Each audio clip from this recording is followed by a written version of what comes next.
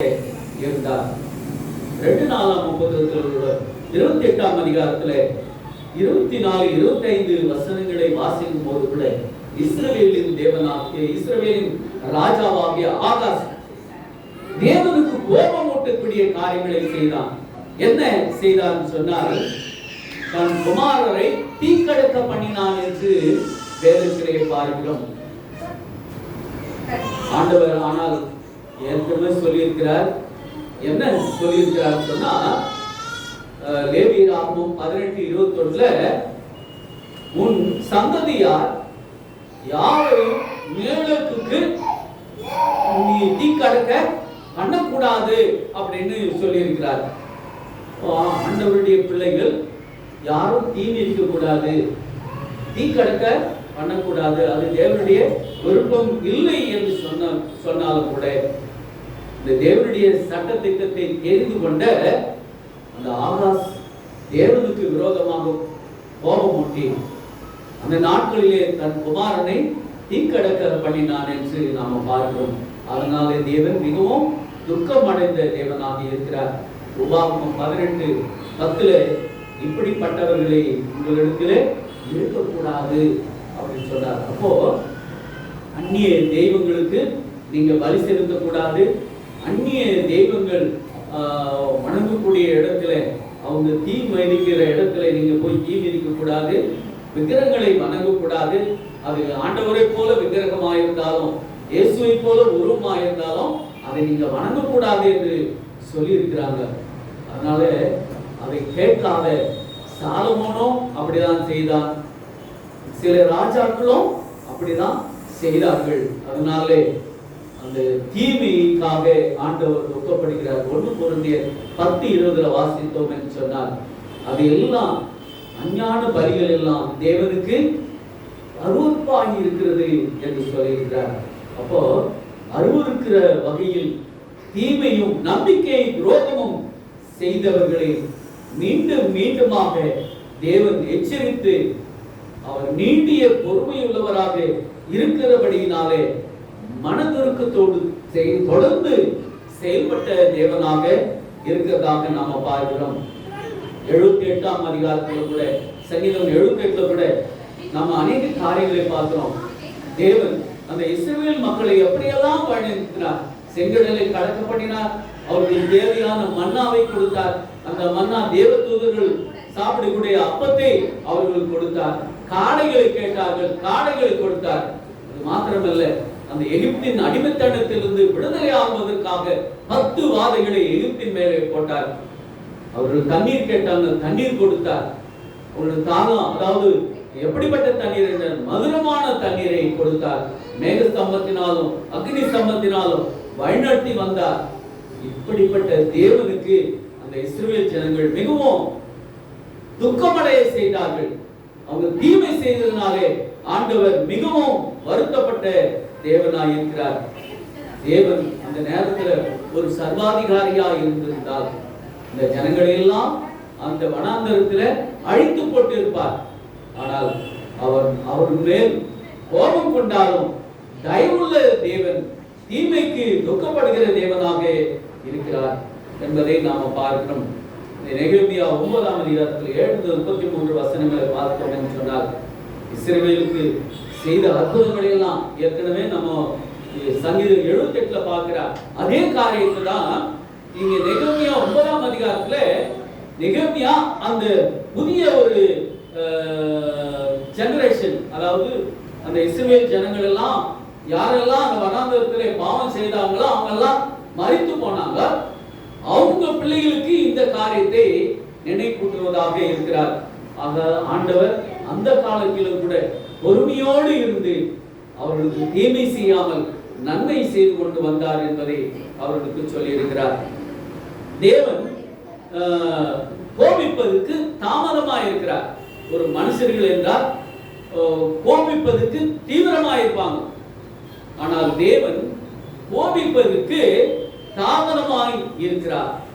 அவர் தீமையை கண்டு கோபம் அடைகிற தேவன், ஆனால் மிகுந்த கிருபை உள்ள தேவன் என்பதை நாம் பார்க்கிறோம். யோனாவின் புத்தகத்தை நாம் வாசிக்கும் போது கூட கடைசி அந்த 4ஆம் அதிகாரத்துல 1-4 வசனம் வரைக்கும் நாம பார்த்தோம் என்று சொன்னால் 2 முக்கிய விஷயங்களை நாம் அந்த யோனாவின் புத்தகத்திலே பார்க்கிறோம்.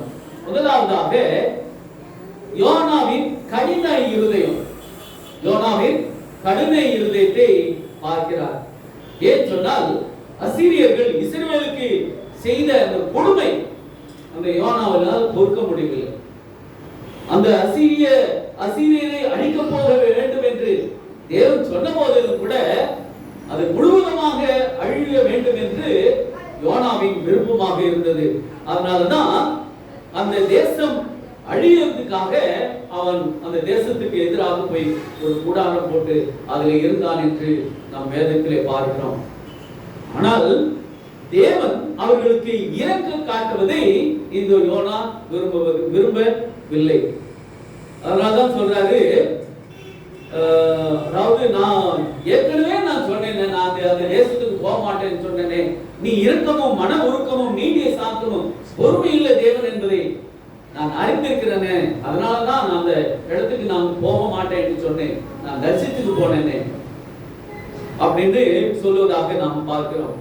அப்போ சகல ஜனங்களிலும் அவருடைய கிருபை பெற்றவர்கள் தகுதியற்ற நமக்கு கிருபை அளிக்கப்பட்டதில்லை உணர்ந்து மற்றவர்களுக்கு அந்த கிருபையை நாம் காட்ட வேண்டும். அப்போ எல்லா ஜனங்களின் மேலும் ஆண்டவர் கிருபை காட்டுகிறார். பார்க்கிறோம், ஒருத்தருக்கு 10 தாலந்து, அதாவது 10,000 தாலந்து கடன் வாங்கினா, இன்னொரு 100 தாலந்து கடன் பட்டான்.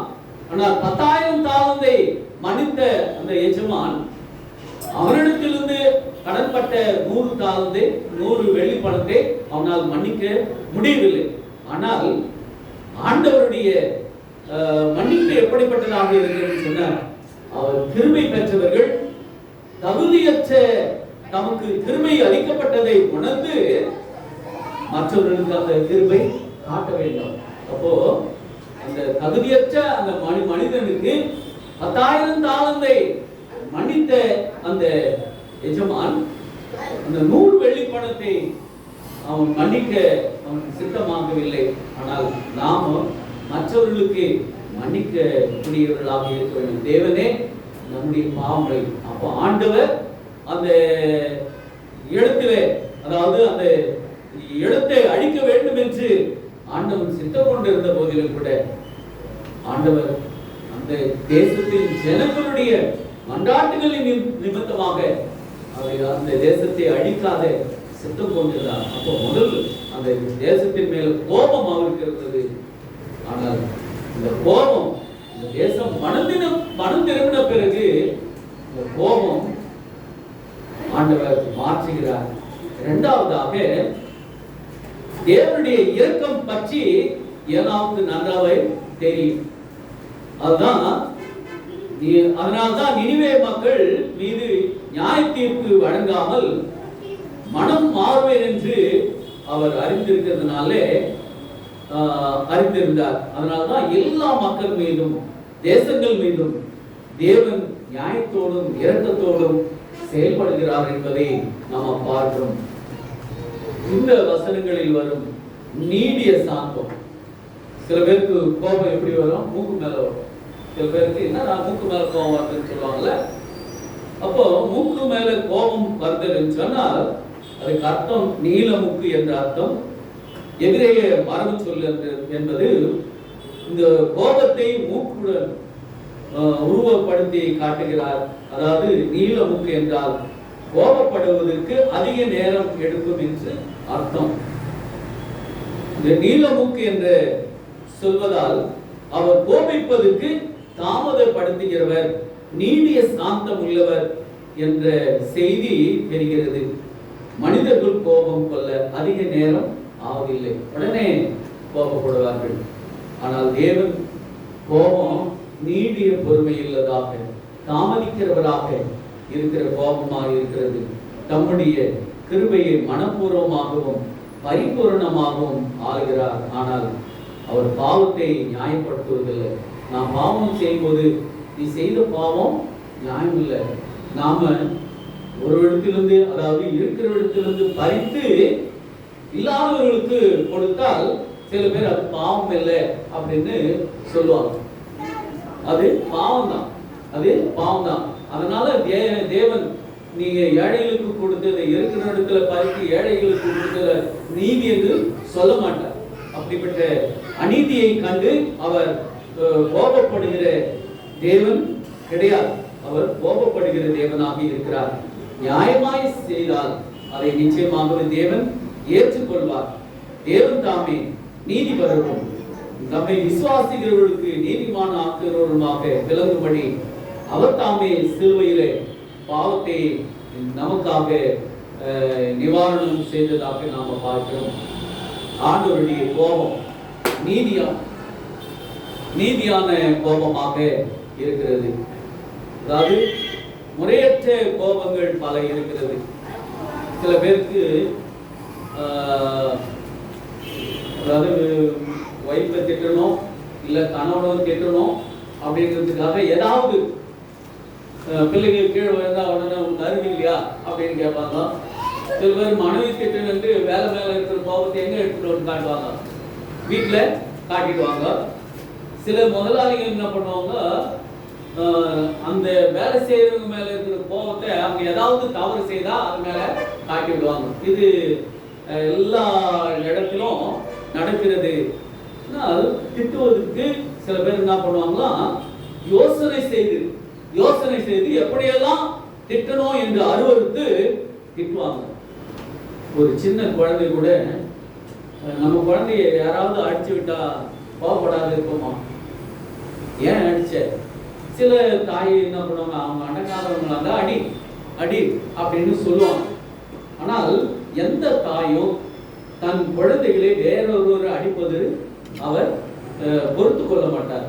அப்படி அவர் தான் தேவன் கூட அவர் கோபம் ஒரு நீதியான கோபமாக இருக்கிறபடினாலே அடி விழுந்தாலும் அதை தூக்கி விடுகிற தேவனாக இருக்கிறார். நம்ம பார்க்கிற போது தேவ வைராக்கியத்தை இயேசு வெளிப்படுத்துகிறார். எங்க வெளிப்படுத்துகிறார்னு சொன்னா, ஒரு ஆலயம், அந்த ஆலயம் தொழுது கொள்வதற்காக தான், அந்த ஆலயம் தொழுது கொள்வதற்காக தான். அந்த காலத்துல எல்லாம் அந்த காணிக்கைகளை செலுத்துவதற்காக, பலிகளை செலுத்துவதற்காக ஆடு மற்றும் காளைகள், புறாக்கள் இதையெல்லாம் எங்க கொண்டு வந்து வைப்பாங்கன்னு சொன்னா, ஆலய வளாகத்துக்குள்ளாக கொண்டு வந்து அவங்க எல்லாம் வைப்பாங்க. அதே போல சில பேர் நாணயம் மாற்றுவாங்க. நாணயம் மாற்றி அதை அந்த தேவாலயத்துல காணிக்கையா போடுவாங்க. அதை இயேசு கிறிஸ்து அந்த ஆலயத்துக்கு போகும்போது பார்க்கிறார். தேவனுடைய ஆலயம் எதுக்குன்னு சொன்னா தொழுது கொள்வதற்கு மாத்திரம் தான், அது வியாபார கூடமாக மாற்றுவதற்கு கிடையாது. அதனாலதான் ஆண்டவர் கோபப்படுகிறார். எதுக்கு கோபப்படுகிறாரு? என்னுடைய ஆலயம் ஜெப ஆலயமாக இருக்கிறபடினாலே அதை நீங்க என்ன பண்ணாதீங்க, ஒரு திருடனுடைய இடமாக நீங்க மாற்றாதீங்க. ஒரு நாணயம் மாற்றாங்கன்னு சொன்னா அதை அதிக பணத்துக்கு வாங்கி என்ன பண்ணுவாங்க, அவங்க கிட்ட அதிக பணத்தை வாங்கி இவங்க கொஞ்சம் பணத்தை கொடுப்பாங்க. அதே போல சில பேருக்கு வசதி இல்லை, அந்த வசதி இல்லாதப்போ புறாக்களை வாங்கி அங்க பலி செலுத்துவாங்க. அதை நீ என்ன பண்ணணும், ஏற்கனவே நீ ஆயத்தம் பண்ணி கொண்டுட்டு வரணும். ஆனால் இந்த வழக்கத்தை அந்த ஜனங்கள் என்ன பண்ணாங்களா, அந்த ஆசாரியரும் அங்க இருக்கிற இஸ்ரவேல் ஜனங்களும் அந்த பொருளை வச்சு வியாபாரம் பண்ணி அதனாலே பிழை போட்டிருந்ததுனாலே ஆண்டவர் அதன் மேலே கோபம் அடைஞ்சார். என்ன சொன்னார், இது தேவன் வசிக்கிற இடம், இந்த இடத்தை நீங்க கள்ளர் போகையாக மாற்றாதீங்க என்று சொல்லி ஒரு சாட்டை எடுத்து அவர்களை காசுக்காரருடைய பலகைகள் எல்லாம் கவிழ்த்து போட்டு புறா விற்பவர்களையும் ஆடு மாடு விற்பவர்களையும் ஆண்டவர் எச்சரித்து அங்கிருந்து துரத்துவதாக நாம பார்க்கிறோம். அப்போ ஆராதனைகளும் தேவனுடைய மன்னிக்கிற கிருபையும் பாவிகளை அவர் சுத்திப்பதற்கு அடையாளமா இருக்கிற ஒரு இடமானதாக இருக்கிறது. அதுல என்ன இருக்கக்கூடாது, இது போல வியாபாரம் இருக்கக்கூடாது. நீதியான கோபத்தை குறித்து அதிக உதாரணங்களை நாம பார்க்கிறோம். மார்க்கு 10ஆம் அதிகாரம் 13-14 வசனங்களை வாசிக்கும் போது சிறு பிள்ளைகளை ஆண்டவரிடத்துல கொண்டு வராங்க. ஆண்டவர் அவங்க தலைமையில கை வைக்க வேண்டும் என்று விரும்பினாங்க. ஆனால் அங்க இருக்கிற சீசர்கள் அவர்களை ஆண்டவரிடத்துல போகாதபடிக்கு தடுத்து நிறுத்தினார்கள் என்று நாம பார்த்தோம். அதனால இயேசு அவர்கள் மேல் கோபம் அடைந்தார். அது நீதியான கோபம் தானே. சிறு பிள்ளைகளை ஆண்டவரிடத்துல இயேசுவிடத்துல வர வேண்டும் என்று அவரை சந்திக்க வேண்டும் என்று விரும்பினார்கள். ஆனால் சீசர்கள் தடுத்தார்கள். ஆனால் அவர்கள் தடுத்த சீசர்களுக்கு கோபம் அடைந்து சொன்னார்கள், சிறு பிள்ளைகளை தடுக்காதீங்க. ஏன்னு சொன்னால் தேவனுடைய ராஜ்யம் இப்படிப்பட்ட சிறு பிள்ளைகள் இடத்துல தான் காணப்படுகிறது என்று அவர் சொன்னதாக நாம் வேதத்திலே பார்க்கிறோம்.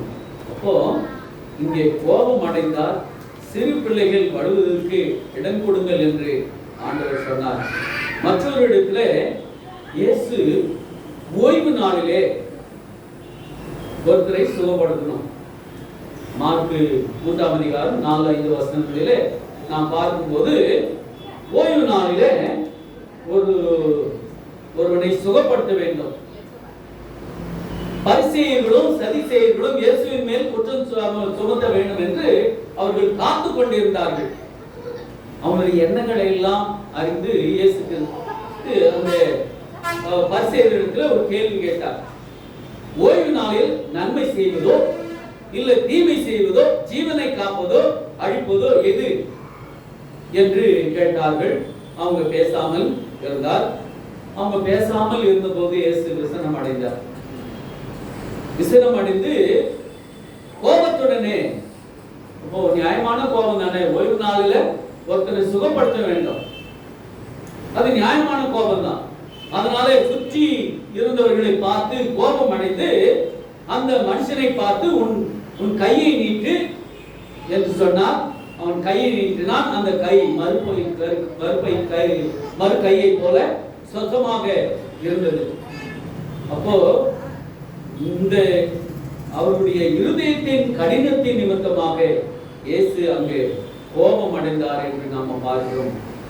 இது எப்படிப்பட்ட கோபம் என்று சொன்னால் அன்பால் உண்டான கோபம். அவர் அன்புள்ள தேவன், நியாயமான கோபம் உள்ள தேவனாக இருக்கிறார். அதுபோலதான் பழைய ஏற்பாட்டிலும் தேவன் கோபம் என்பது அவர் அன்பின் பிரதிபலிப்பாக இருக்கிறதாக நாம பார்க்கிறோம். இப்போ தேவன் விருப்பத்தோடு வேதனை தருவது இல்லை. அவர் மனப்பூர்வமாக நமக்கு வேதனை கொடுக்கிறார் என்று சொன்னால் கிடையவே கிடையாது. அவர் விருப்பத்தோடு வேதனை கொடுக்கிற தேவன் இல்லை. இந்த உலகத்திலே தீமை இல்லாதிருந்தால் தேவன் ஒருபோதும் கோபப்படவே மாட்டார். தம்முடைய சிருஷ்டிப்புக்கும் தீங்கு விளைவிக்க அவர் போவது கிடையாது. ஏன் தேவன் கோபப்படுகிறார் சொன்னார்? அங்க ஆதாம் ஏவாளை சிருஷ்டித்தாரு. ஆதாம் ஏவாள் ஆண்டவர் சொன்னாரு, இந்த மரத்தின் கனியை நீங்க புசிக்க கூடாதுன்னு சொன்னாங்க. ஆனால் இந்த கணவனும் மனைவி 2 பேரும் அந்த கனியை புசித்ததுனாலே தேவன் அவர்கள் மேல் கோபப்பட்டார். அவங்க போய் ஓடி ஒளிந்து கொண்டார்கள். இப்போதுதான் ஆதாமே எங்கே இருக்கிறார் என்று கூப்பிட்டார். ஒருவேளை தேவன் அங்கு சொன்னார், இந்த பழத்தை நீ சாப்பிட மாற்றத்துல சாகவை சாவா என்று ஆண்டவர் சொன்னார். ஒருவேளை அப்படி ஆண்டவர் செய்திருந்தால் அவர் எப்படிப்பட்ட தேவனாக என்பதை அவர்கள் மனதில் இருக்குன்னு சொன்னார். இவர் கொல்லாத தேவன், மன்னிக்கிற தேவன் கிடையாது அப்படின்னு பார்ப்போம். ஆனால் தேவன் அந்த காரியத்தை அவர் விருப்பத்தோடு அனுமதித்தார்.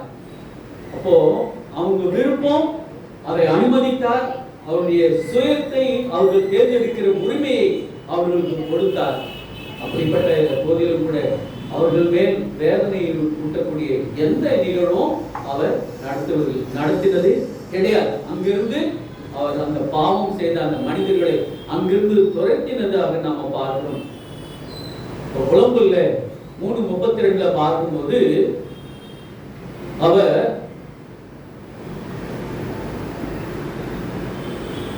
அவர் ஆண்டவராகிய தேவன் சஞ்சலப்படுத்தினாலும் தமது மிகுந்த கிருபையின்படி இறங்குகிற தேவனாக இருக்கிறார். மாத்திரமல்ல, அவர் மனப்பூர்வமாய் மனுபுத்திரரை சிறுமையாக்கி சஞ்சலப்படுத்துகிற தேவனும் கிடையாது. நம்ம சஞ்சலப்படுத்துகிற தேவன் கிடையாது. பழைய ஏற்பாட்டு தேவன். அப்படிப்பட்ட விருப்பம் அவருக்கு இல்லை. தீமை செய்கிறவர்களுக்கு எதிராக நியாய தீர்ப்பை கொண்டு வர ஆண்டவர் ஒருபோதும் விரும்புகிற தேவன் இல்லை. அப்படி நியாய தீர்ப்பை கொண்டு வந்திருந்தார், அந்த இஸ்ரவேல் ஜனங்கள் இந்த வனாந்தரத்தில் மடிந்து போயிருப்பார்கள். ஆனாலும் நியாயத்தை நிலைநாட்டுவதில் அவர் பின்வாங்குவதே கிடையாது. நியாயம்னா நியாயம். அவர்கள் மனம் திரும்பி தம்மோடு உருவாகும்படி தேவன் தொடர்ந்து வாய்ப்பு கொடுத்திருக்கிறார். நமக்கு கூட நாம மனம் திரும்ப வேண்டும், ஆண்டவரோடு ஒப்புரவாக வேண்டும் என்று அநேக வாய்ப்புகளை கொடுத்தார். அந்த ஜனங்களுக்கு கூட தீர்க்கதரிசியின் மூலமாக, அப்போஸ்தலரின் மூலமாக, மற்றும் தம்முடைய ஊழியக்காரர்கள் மூலமாக, நியாயாதிபதியின் மூலமாக எத்தனையோ தரம் அவர்கள் விருப்பத்தோடு ஜனங்களுக்காக ஊழியம் செய்ய வேண்டும் என்று அவர்கள் தொடர்ந்து தேவன் அனுப்பி கொண்டிருந்தார். ஆனால் அவர்கள் செவி கொடுத்து மறுத்தார்கள் என்று எரோமியா 35ஆம் அதிகாரத்திலே சங்கீதம் 81 நாம பார்க்கிறோம். எரோமியா 51ஆம் அதிகாரத்திலே நாம் வாசிக்கும் போது கூட இஸ்ரவேல் செய்த பொல்லாப்பின் நிமித்தம் பழி வாங்குவேன் அப்படின்னு ஆண்டவர் அந்த 25வது வசனத்தில் சொல்றார். ஆனால் 44வது வசனத்துல யாரெல்லாம் இஸ்ரவேலை பாவம் செய்ய அவர்களை உட்படுத்தினார்களோ அந்த பாபிலோனையும் நான் தண்டிப்பேன் அப்படின்னு சொன்னார். இப்போ யாரெல்லாம் ஆண்டவருக்கு கீழ்ப்படியிலோ, அவருடைய கிருபைக்கு கீழ்ப்படியிலோ, அவருடைய வார்த்தைக்கு கீழ்ப்படியிலோ, அவர்களெல்லாம் அந்த பொல்லாப்பன் நிமித்தம் ஆண்டவர் பழி வாங்குவார். யாரெல்லாம் அவர்களை பாவத்துக்கு உட்படுத்தினார்களோ அவர்களையும் நான் தண்டிப்பேன் என்று சொல்றார். எஸ்ரா 5ஆம் அதிகாரம் 12வது வசனம் சொல்றார். எஸ்ரா அவருடைய ஜெபத்திலே எங்கள் பிதாக்கள் பரலோகத்தின் தேவனுக்கு கோபம் ஊற்றினபடியால் பாபிலோனின் ராஜாவாகிய நேபுகாத்நேச்சரை தண்டித்தார் அப்படின்னு நாம பார்க்கிறோம். இப்போ இந்த இஸ்ரவேல் ஜனங்கள் எப்பதான் பாவம் செய்யறாங்களோ அப்பெல்லாம் அவங்க அந்நிய ராஜாக்களிடத்துல, அந்நிய ஜாதிகளிடத்துல ஆண்டவர் விற்று போறார். நம்ம வேதத்துல பார்க்கிறோம். எப்பெல்லாம் அவங்க ஆண்டவர் இரக்கமும் அன்பும் காட்டுறாரோ அப்பெல்லாம் அவங்க பாவம் செய்யறாங்க. பாவம் செய்யும் போது கூட அவர்களை அந்நிய தேசத்துல விட்டு போறாரு. அவங்க இவங்களை நெருக்கிறாங்க. நெருக்கும் போது இவருடைய கூக்குரலை கேட்டு அவர்களுக்கு விடுதலை கொடுக்கிற தேவனாக இருக்கிறார். அதனால்தான் நேபுகாத்நேச்சர் என்ன சொல்றாரு, பாபிலோனின் ராஜாவாகிய நேபுகாத்நேச்சர் கல்தேயரிடத்துல நான் உங்களை ஒப்பு கொடுப்பேன்னு சொன்னார். அதை கேட்டு அவங்க நிச்சயமாகவே மனம் திரும்பி இருந்தா அவங்க அடிமையில அந்த நாட்டுக்கு அவங்க போயிருக்க மாட்டாங்க. ஆனால் தேவனுடைய வார்த்தைகளை, தேவனுடைய விருப்பத்தை அவர்கள் கைவிட்டதினாலே அந்நிய தேசத்திலே அவர்கள் ஒப்பு கொடுக்கப்படுகிறார். இங்கே எஸ்ரா 12 நாம் பார்க்கணும். சகாயம் இல்லாமல் 2 நாளாகவும் 36-14 வாசிக்கும் போது சகாயம் இல்லாமல் போன பிறகு இவ்வாறு நடக்க வேண்டும் என்று அவர் அனுமதித்தார். ஆண்டவருக்கு கொஞ்சம் கூட அவங்க கீழ்ப்படியாததுனாலே அவங்க என்ன பண்ணுவாங்க, ஆண்டவருக்கு அவங்கள விட்டு விட்டார். நாம கூட நம்ம குடும்பத்துல ஒரு பிள்ளையை வளர்க்கிறோம் அப்படின்னு சொன்னா அந்த பிள்ளையை எப்பொழுதும் மற்ற ஜனத்திற்கு சண்டையும் சச்சரவும் குடும்பத்திலும் பிரச்சனை வந்தா சண்டைக்கு கொண்டு இருந்தாலும் அவங்க அப்பா அம்மா கிட்ட ஒன்று சொன்னா, அப்பா அவன் செத்தா சாப்பிட்டோம் இருந்தா இருக்கட்டும், எனக்கு நான் எவ்வளவு முறை அவன் கடிந்து கொண்டேன், எத்தனையோ முறை சிறைச்சாலைக்கு போயும் அவன் என்னுடைய சத்தத்துக்கு அவன் கீழ்ப்படியில அப்படின்னு சொல்லி தாயும் தகப்பனும் தன்னுடைய பிள்ளைகளை வெறுப்பது போல ஆண்டவர் நம்மையும் வெறுத்து விடுவார். தீமைக்கு எதிரான தேவனுடைய கோபமானது நியாயாதிபதிகள் 10ஆம் அதிகாரத்துல 6 16 வரைக்கும் வசனம் வரைக்கும் நம்ம வாசிக்கிறோம். தீமைக்கு எதிரான தேவனுடைய கோபமானது இறுதியில் தீமை முழுவதும் நிரந்தரமாக இல்லாமல் அதம் பண்ணுவார். அப்போ ஒரு பாவமும் ஒரு தீமையும் இல்லாமல் அதம் பண்ணுவார். அதற்கு காரணம் எல்லை மீறிய அவர் அன்பு இருந்ததுனால. அப்போ எல்லை மீறி கோபம் வருவதனால முற்றுமாக தீமையை அழிக்க போகிறார். ஏனென்றால் இந்த பிரபஞ்சம் பாவம், கலகம், தீமை ஆகியவை பிடியில் இருக்கிறது. தீமையை பார்த்து கொண்டிருக்கிற தேவன் கிடையாது. தீமையை நன்மையினாலே வெல்லு அப்படின்னு ரோமர் 12ஆம் அதிகாரத்தில் சொல்லப்பட்டிருக்கிறது. தீமைக்கு தீமை செய்யாதிருங்கள் என்று சொல்லியிருக்கிறார். ஒரு கண்ணத்தை அறிந்தார், மறு கண்ணத்தையும் அவனுக்கு காட்டு என்று சொன்ன தேவன் அதே தீமைக்கு அவர் பொறுமையாக காத்து கொண்டிருக்கிற தேவன் கிடையாது. அநியாயம், அக்கிரமம், தீமைகள் பெருகின போது இப்படிப்பட்ட தீமையை முற்றிலும் அழிக்க தேவன் வரப்போகிறார் என்பதை நாம் அங்கு பார்க்கிறோம். மனதுருகுங்கள், தேவனுக்கு கோபம் என்பது பயங்கரமான ஒரு விஷயமாக இருந்தாலும் அது ஒழுங்கற்றதே அன்பற்றதோ கிடையாது. மாறாக பழைய ஏற்பாட்டிலும் புதிய ஏற்பாட்டிலும் தேவன் தன் அன்பின் நிமித்தமாக தீமைக்கு எதிராக தன் கோபத்தை காட்டுகிறார்.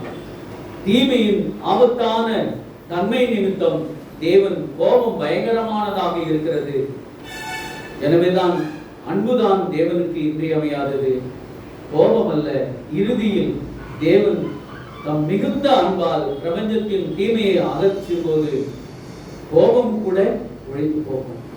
கடைசியில் ஆண்டவர் 2ஆம் வருகையில் கூட அவர் நம்முடைய ஜனங்களை பரலோகத்துக்கு கூட்டி போகிறார். ஒரு பிரசங்கர் சொல்றாரு, ஆண்டவருடைய 2ஆம் வருகையில என்ன பண்ணுவாரா, இந்த பூமியை பொழிச்சிட்டு போறாரு. இந்த பூமியை தீயினால ஒழிக்க போகிறாராம். இப்போ நன்மை செய்தவர்கள் தான் அங்கே இருப்பாங்களாம், தீமை செய்தவர்கள் யாரும் இருக்குமாங்கன்னா அந்த பூமியில, இந்த பூமியில தான் 1000 வருஷம் அரசாட்சி செய்ய போகிறாங்கன்னு ஒரு போதகர் சொல்றாரு. அது கரெக்டா? இல்லை, அது கரெக்டா. அவர் சொல்றது பொய். அவர் சரியா வேதத்தை ஆராயல. எப்போ 1000 வருஷம் அரசாட்சின்னு சொன்னா, அவர் 2ஆம் முறை வந்து அவருக்கு பிரியமான ஜனங்களை பரலோகத்துக்கு கூட்டு போயிட்டு அங்கதான் 1000 வருஷம் அரசாட்சி அவர் செய்ய போகிறார். இந்த பூமியில கிடையாது. அப்ப 1000 வருஷம் அரசாட்சி பெய்து பூமியை ஒழிஞ்சிருமா அப்படின்னு சொன்னா, அவர் சொல்றது அப்படிதான். 1000 வருஷத்துல இந்த பூமி இருக்கா, அதுக்கப்புறம் ஒண்ணுமில்லாத போகும் அப்படின்ற மாநிலம் சொல்றாரு. ஆனால் 1000 வருஷம் அரசாட்சி என்னது இந்த பூமியில் கிடையாது. இது கலகமோ, இது பாவமோ, துர்க்குணமும் நிறைந்த பூமியில தேவன் தம்முடைய பிள்ளைகளோடு கூட 1000 வருஷம் அரசாட்சி செய்ய மாட்டார். எங்கன்னு சொன்னா பரலோகத்துல மாத்திரம்தான். அந்த 1000 வருஷம் அரசாட்சியில என்னெல்லாம் நடக்கும் அப்படின்னு சொன்னா, யாரெல்லாம் இந்த பாவத்தில் இந்த உலகத்துல பாவம் செய்தாங்களோ அவங்களுக்கெல்லாம் அந்த நியாய தீர்ப்பை யார் பார்க்க போகிறாங்க? இந்த பூமியிலே நீதிமான்களாய் உத்தமமாய் கிறிஸ்துவுக்கு பாடு அனுபவித்து அவரை ஏற்றுக்கொண்டு ஆண்டவர்கள் எல்லாரும் தேவன் நீதியுள்ள தேவன், நியாயமுள்ள தேவன், அன்புள்ள தேவன், பரிசுத்தமுள்ள தேவன், மனதுருகிற தேவன் என்பதை எங்க அறிவாங்கன்னு சொன்னா, பூமியில அறிய மாட்டாங்க. பரலோகத்தில் தான் அவரை குறித்து அறிந்து கொள்வார்கள். ஏன்னு சொன்னால் அவருடைய நீதி நியாயமானது. ஒரு நல்ல பரிசுத்தவான் அப்படின்னு இந்த பூமியில சொல்லுறாரு. அங்க பரலோகத்துக்கு போகல அப்படின்னு சொன்னா, ஏன் போகலன்னு அதுக்கு ஒரு நீதி அங்கு அதற்கான விடை எங்க கிடைக்கும்? பரலோகத்துல கிடைக்கும். அப்போ மீண்டுமாக 3ஆம் முறை இயேசு அந்த பரிசுத்தவான்களை எல்லாம் கூட்டி எங்க தம்முடைய ராஜ்யத்தை ஸ்தாபிக்க போகிறார் சொன்னா, இந்த பூமியில ஸ்தாபிக்க போகிறார். இப்போ பூமியிலே ஸ்தாபிக்கப்படும் போது இந்த பாவம் நிறைந்த இந்த பூமியை ஆண்டவர் என்ன பண்ணாராம்?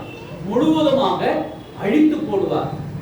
அப்போ முழுவதுமாக அழித்து போட்டால் இந்த பூமி ஒரு பாவம் இல்லாத பூமியாக மாறும். அப்ப அங்கே தீமை கிடையாது, எப்பொழுதும் நம்ம வேதத்துல அந்த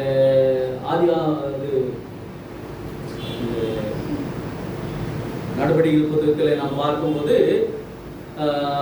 எதை பார்க்குறேன்னு சொன்னால், அந்த ஜனங்கள் எல்லாம் அந்த அப்போஸ்தலர் நடவடிக்கை புத்தகத்தில் பார்க்கும்போது இந்த ஜனங்கள் எல்லாம் தங்களுடைய காணி ஆட்சிகளை விற்று எல்லாம் என்ன பண்ணாங்க, அப்போஸ்தலர் பாதத்தில் வைத்தாங்க. அப்போ அவங்க எல்லாம் ஒருமனப்பட்டாங்க. தினந்தோறும் தேவாலயங்களிலும் வீடுகளிலும் கூடி ஜெபிச்சாங்க. அதாவது அவங்க பகிர்ந்து கொடுத்தது எல்லாருக்கும் சரிசமானமாக கொடுத்தார்கள். அவர்களுக்கு யாரும் எதையும் அவங்களுக்கு அதிகமாக கொடுத்துட்டீங்களா, எனக்கு கம்மியாக கொடுத்துட்டீங்களா யாரும் இங்க சொல்லலை. அதே போல ஒரு காட்சியை என்ன பார்க்க போகிறேன்னு சொன்னா, 3ஆம் முறை இந்த பூமிக்கு வரும்போது யாருக்கும் குறைவில்லாத ஒரு அன்பு அந்த மீண்டுமாக இந்த பூமியில நமக்கு கிடைக்க போகிறது. அதனால தான் சொல்றார், தீமைக்கு தீமையை சரி கட்டுவேன் என்று சொல்லி இருக்கிறார். கர்த்தருக்கு காத்திருக்கிறவருடைய தேவன் ரட்சிக்கிறார், பழி வாங்குதல் எனக்குரியதல்ல அப்படின்னு சொன்னார். அவர்களோ தங்களை கெடுத்து கொண்டார்கள். ஆண்டவர் என்னென்ன சொன்னாரோ அதையெல்லாம் அவர்களுக்கு எதிர்த்து நிற்கிறார். கெடுத்து கொண்டவர்களுக்கு ஆண்டவர் நிச்சயமாக ஒரு பெரிய தண்டனையை கொடுக்க போகிறார்கள். நீதிமொழிகள் 24:29 அவர் எனக்கு செய்த பிரகாரம் நானும் அவனுக்கு செய்வேன், அவன் செய்த செய்திக்கு தக்கதாக நானும் அவனுக்கு சரி கட்டுவேன் என்று நீங்கள் நினைக்கக்கூடாது.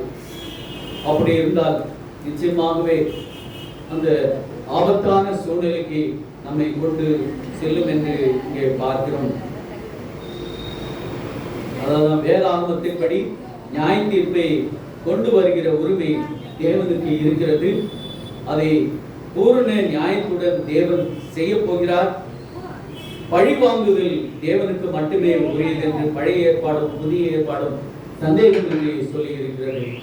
ஆகவே பழி வாங்குதல் எனக்குரியது, நானே பதில் செய்வேன் என்று ரோமன் 12:19 சொல்லியிருக்கிறார். அவரை விசுவாசிக்கிற அனைவருக்கும் ஒரே வழியை ஆண்டவர் உண்டாக்கிறார். இயேசுதான் தேவ கோபாக்கினீர் என்று நம்மை நீக்கலாக்கி ரட்சிக்கிறார் என்று 1 தெசலோனிக்கர் 5:9 சொல்றாரு. தேவன் நம்மை கோபாக்கினிக்கு என்று நியமிக்காமல் நம்முடைய கர்த்தராகிய இயேசு கிறிஸ்துவின் மூலமாக ரட்சிப்படைய வேண்டும் என்று ஆண்டவர் விரும்புகிறார். ஆகவே தேவனை விசுவாசிக்கணும். தேவன் கோபப்படுகிற தேவன் கிடையாது. தீமையை கண்டு அவர் விலகி போகிற தேவனாக இருப்பது கிடையாது. தீமை கண்டு துக்கப்படுகிற தேவனாக இருக்கிறார். கோபிக்கிறதுக்கு தாமதப்படுகிற தேவனாக இருக்கிறார். அவர் நீதியான தேவனாக இருக்கிறார். அவர் மன விருப்பத்தோடு சோதனைகளை வேதனைகளை ஆண்டவர் நமக்கு தருகிற தேவன் இல்லை என்பது நாம் பார்க்கிறோம். கடைசியாக அவர் மனதுருகிற தேவனாக இருக்கிறார். நாம் பாவம் செய்வது அவர் மனதுருகிற தேவனாக இருக்கிறார். அதனால்தான் பரலோக பிதாவினுடைய வலது பரிசத்தில் அவர் உட்கார்ந்து நமக்காக வேண்டுதல் செய்கிற தேவனாக இருக்கிறார். நாம பாவம் செய்யும்போது யார் நமக்கு அங்கு துணையாக இருக்கிறான்னு சொன்னார், இயேசு கிறிஸ்து தான் நமக்கு துணையாக இருந்து பரலோகத்தின் தேவனிடத்துல நமக்காக பரிந்து பேசுகிற தேவனாக இருக்கிறார் என்பதை நாம் வேதத்திலே பார்க்கிறோம். இப்படிப்பட்ட குண லட்சணங்கள் நம்முடைய தேவனிடத்துல இருக்கிறபடியினாலே அவர் அன்புள்ள தேவன், அவர் கிருபையுள்ள தேவன் என்பதை நாம் இந்த பாடத்தின் மூலமாக அறிந்து கொள்வதற்கு தேவ ஆவியானவர் நமக்கு உதவி செய்வதற்காக தேவனுக்கு ஸ்தோத்திரம். தேவன் நாமே இந்த பாடத்தை நமக்கு ஆசீர்வாதமாக கொடுத்ததற்காக தேவனுக்கு நன்றி செலுத்துகிறேன். ஆமென்.